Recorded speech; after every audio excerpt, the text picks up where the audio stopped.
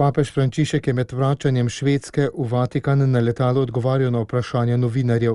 Med drugim jih je zanimalo, kakšno je njegovo sporočilo tako evropskim državam, ki se bojijo prihoda prebežnikov, kot tudi Švedski, ki je pred njimi začela zapirati meje. Sveti oče je poudaril, da pred prebežniki ne moremo zapreti svojih src. Švedsko je postavil za zgled gostoljubnosti do beguncev in migrantov. Hkrati je dodal, da jih mora vsaka država, ki jih sprejme, tudi ustrezno integrirati, a priznal, da to zahteva čas.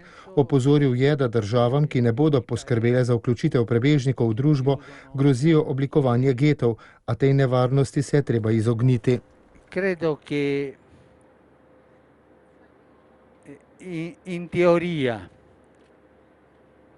non si può chiudere il cuore.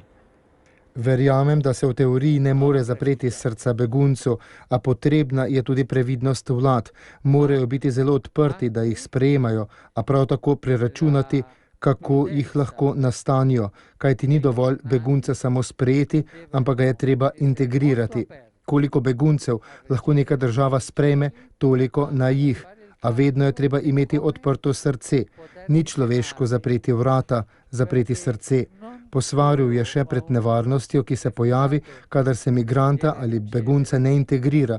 Pride namreč do getizacije, kar pa je nevarno, je dejal papež Frančišek. Papež je odgovarjal tudi na vprašanje o odnosih katoliške cerkve s karizmatičnimi gibanji in o ženskih duhovnicah.